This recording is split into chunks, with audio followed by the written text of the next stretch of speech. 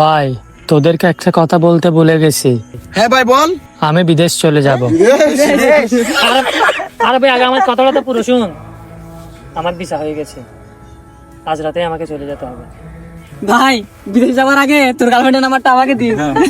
ভাই একটা কাজ করিস, বিদেশ গেলে সুন্দর সুন্দর মেয়ে দেখলে আমাকে পিক পাঠাও হোয়াটসঅ্যাপে, ঠিক আছে? আর ভাই, আমার জন্য ফর্সা হওয়ার গিরি মানুষ কেমন? আর আমার জন্য বাংলা খাবার। আরে ভাই, আমি মজা করতেছি না ভাই। আরে ভাই মজা।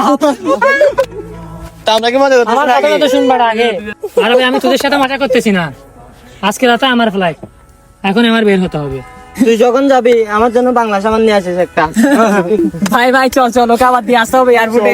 চল চল। হ্যাঁ, চল। বন্ধু মানে অদ্ভুত এক আশ্রয়, যেখানে মন নিজের অজান্তেই ভালো হয়ে যায়। সেখানে দুঃখের কোনো ঠাঁই থাকে না, থাকে শুধু হাসি আর নির্ভরতার নীরব বন্ধন।